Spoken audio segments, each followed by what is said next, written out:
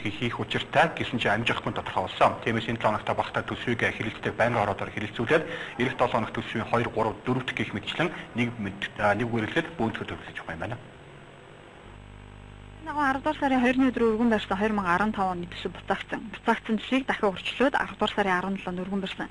Ингээд гишүүд төсвийг уншиж эхэлсэн. Гэвч засгийн газрын өөрчлөлтөд холбоотой төсвийн өөрчлөлт хийгээд орон нутагт төсвийн эрхэмдлийг шилжүүлэхгүй гэсэн улсын хурлын нэгдсэн байр суурь төсөвт дахин засвар хийх нөхцөлийг бүрдүүлсэн. Цаг хугацааны хувьд 4-7 хоногт багтаан 4 удаагийн хэлэлцүүлэг хийм баталдаг улсын төсвийг цаг хугацаанд нь хийж амжаагүй учраас маш шахуу байдлаар хэлцгээс өөр сонголтгүй үлдэж байна. Ирэх жилийн улсын төсвийг хугацаанд нь бас чамдаа баталж чадна гэсэн итгэл олон нийтийн дунд бага байна. Харин хууль тогтоогчид амжин гэсэн хариултыг хэлж байна.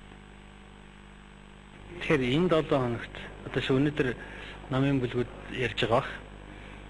Бусад байнгын хороод төр 2010 оны төсвийн хэлэлцүүлгүүд хийгдчих юм бол эх 7 хоногт 2 дахь өдөр бид бол төсвийн 2 дахь хэлэлцүүлгийг хийгээд ингээд 2, 3, 4 дугаар хэлэлцүүлэг бол эх 7 хоногийн төгсгөлд чуулган хийгдчих бүрэн болцоод.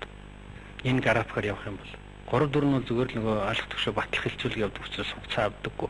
Хөлөө зэрэг явдаг. 2 дахь хэлцүүлэг бол нөгөө одоо санал асуулт энэ төр явдаг учраас нэлээд хугацаа авна. Тэгэхээр 2 дахь хэлцүүлгээл бид нэр эх 7 хоногийн 2 дахь 3 дахь хийчих юм бол төсөв батлагдах хугацаанд амжих болцоо. Үндэсний аюулгүй байдлын зөвлөл их хурл судалтай намуудын зүгээс бол энэ төсвийн гадуур явж байгаа Чингис хааны зарцуулалтыг бол төсөвтэйг ханд оруулж ир гэдэг шаардлага бол удаа тавьсан. За энэ шаардлагын дагуу 10 сарын 1-нд дөрвөн барьсан хуулийн дээр төсвийн гадуур явж байгаа зардлыг бол төсөвтэйг оруулж тооцоод төсвийн алдагдлыг 7 орчим хувь байхаар ийм мөн холбогдох дагалдах хуулиудтай нь өргөн барьсан. Гэтэл их хурлын зүгээс бол одоогийн үйлчлж байгаа хуулийнхаа өрөөнд бол өргөн бариа гэдэг ийм шаардлага тавьсан учраас 10 сарын 17-нд төсвийг бол дахин барихтаа төсвийн гадуур явж байгаа зардлыг бол оруулахгүйгээр тооцож одоогийн хүчин төгөлдөр хуулиудтай нийцүүлж оруулж ирсэн байна.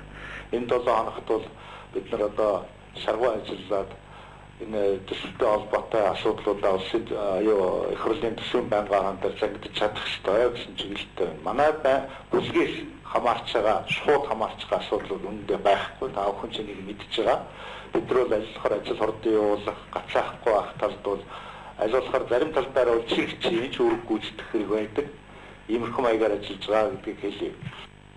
Сангийн сайд асан улаан төсвийг өргөн барихдаа төсвийн гаднах зарцуулалт буюу бомбын хөрөнгө төсөвт орсон орон нутагт зохицох байдлаар эрх мэдэл шилжсэн гэж төсвийн онцлогийг нэрлэж байсан бол улсын их хурл онцлог зүйлтэй төсөв бах хэрэггүй. Өмнөх жишгээрэл бондын хөрөнгүүд нь төсвийнхаа гадна зохицуулагдаж орон нутагт асуудлыг шийддэг бол улсын хурлын танхимд аль суманд ямар бүтээн байгуулалт хийх, аль сумын сургууль цэцэрлэгийг засварлах гэх мэт бүх эрх мэдлийг төвд төвлөрүүлэн шийддэг байхan зүйтэй гэсэн шийдвэрийг гаргасан.